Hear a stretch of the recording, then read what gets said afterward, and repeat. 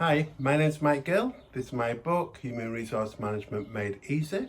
It's a practical guide for managers in small to medium-sized organisations, both companies and charities, and it's directed at managers who can't get access to a human resource professional on an easy or daily basis.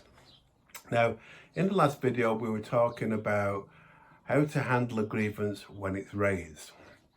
We talked about listening to what's being said and making a determination on what action to take next.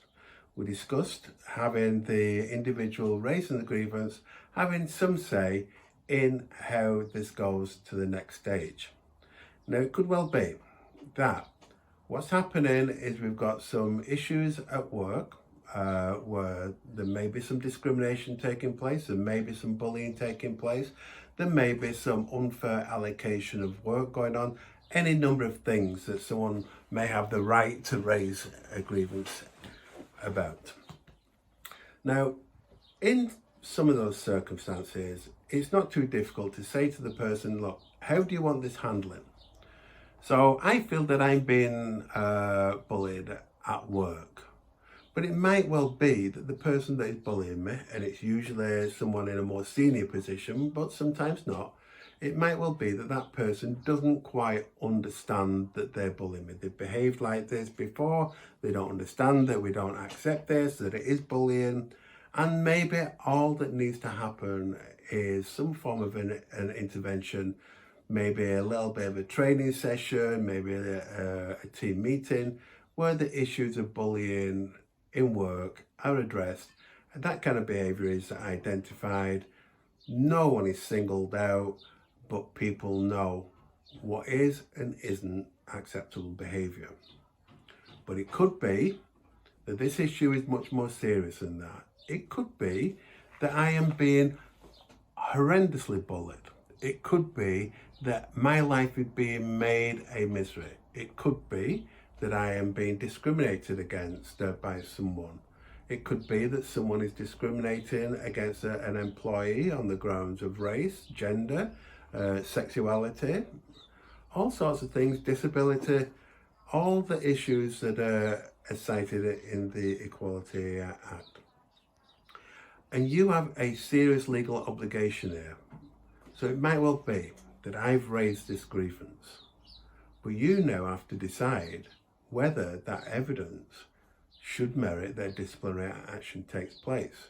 Because it might well be, and it is often the case, that the individual raising the grievance has already been weakened by what's been happening. If it's bullying, if it's harassment, if it's a discrimination, they might feel that they are unable to face the consequences of having raised this. But you might feel that this has to be dealt with as a disciplinary, regardless, because remember, you have that duty of care to not just me, but to other employees. And the behaviour that's impacted on me may be impacted on them. And you are vicariously responsible for the person's behaviour who is alleged to be discriminating against me. You as a company are responsible for that behaviour. This is well established in employment law. So now you may be faced with having to take an action that is disciplinary. Now, but you have options, as I've said. It could well be that another way of dealing with it is adequate, is fair, is sensible. You must make that decision, weigh up what you've heard, what you understand. Now, one more word of caution. It could well be that a grievance is raised in such a way that it's malicious or vexatious, it's mischievous. It could well be that I have raised a grievance because I have another agenda.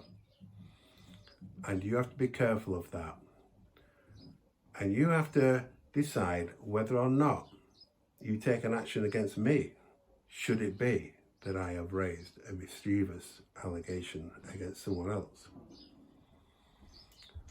Have a read of the book. It will give you guidance on these things. Thank you.